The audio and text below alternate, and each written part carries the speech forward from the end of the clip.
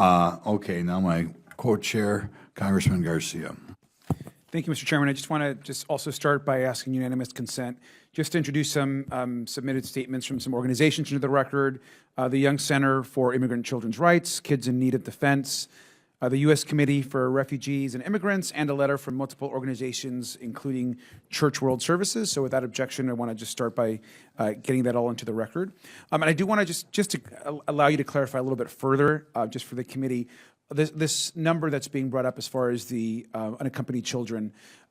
It's also true, and I think this is a really important point, that sponsors are not currently in statute required to actually connect themselves with ORR once the child is released. I mean, there is no legal requirement for the sponsor to continue working with ORR. Isn't that correct also? Thank you, Congressman. That is absolutely correct. The sponsor is not required to report into us. And so I think it's really important just to note that there is no official tracking system post-release to the sponsor, 85% of which are family, as you mentioned.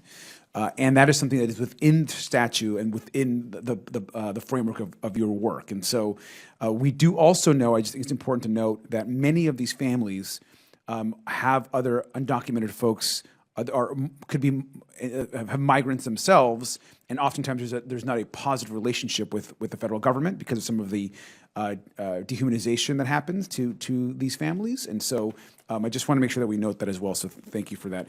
I do want to get back to really quick, Ms. Dunn Marcos. Obviously, we want to make sure that every single kid is being placed in a safe situation. I mean, that's clear. I mean, everyone's interested in that. What are are there new measures being put in place, or how are you addressing kind of some of the reports that have been brought up here, particularly in the last few weeks and months? Thank you, Congressman.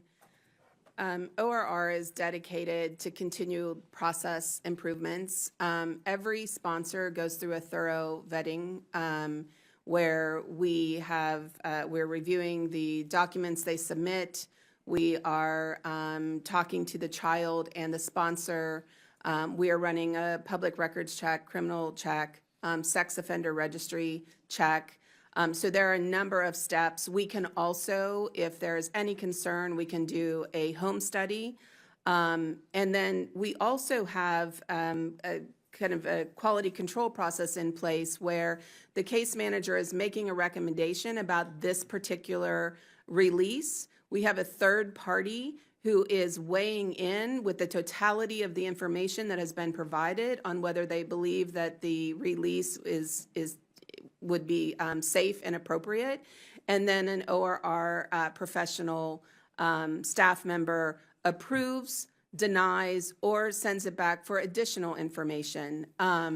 And then I would also like to say that we really make sure that both children and sponsors know about the ORR National Call Center. This is a 24/7 hotline that can provide a number of different resources. I have recently started doing regular meetings with the NCC. We're looking at the information that's coming in. We're tracking any trends so we can respond appropriately. Thank you. And let me also just add, because certainly I think anytime anyone reads anything about child labor or any child, migrant or not, that is being subjected to that level of work and has no place in our country. I think we can all agree on that. What are we doing through the Department of Labor or the relationship there to ensure that that is not happening to any of these children? Thank you, Congressman. We completely agree that child labor exploitation has no place in our society. ORR is working closely with the Department of Labor. We've just signed an agreement where we will provide a much more coordinated information sharing.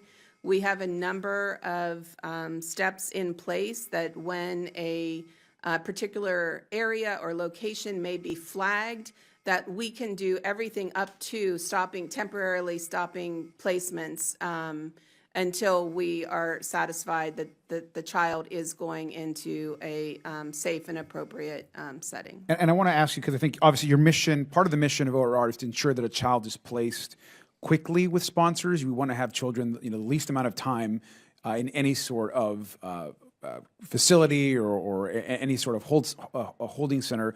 So how do you ensure that caseworkers are also not being pushed to act too quickly? What is that balance that you try to find with caseworkers? Thank you, Congressman. A very important question because it is our job to release children to a vetted sponsor without undue delay. We have gone to a 7-day work week. When I have gone out to visit programs, that is one of the questions I've asked, is have they ever felt pressured to release to an unsafe situation? I have been told no, or our staff listens, they consult with us, and we are making the best interest of the child, keeping the best interest of the child in every single decision. And I think it's also true, and this is something that I think that needs to be addressed, and this could be addressed with this Congress. If a child is actually placed in an unsafe situation, does ORR have the legal power to remove them from the sponsor's home? Thank you for that question. ORR does not have the authority. Our custodial authority ends when when the child is released to a vetted sponsor. Thank you. So I just want to be very clear and make that clear again. I think that's a very important part. I think that's something that's concerning to me personally, should be concerning to members on both sides of the aisle, that once a child is placed in a sponsor's home, ORR does not have the legal power to remove that child from a sponsor. And so I think it's really important that we're very clear about what actually you are all able to do within the scope of statute.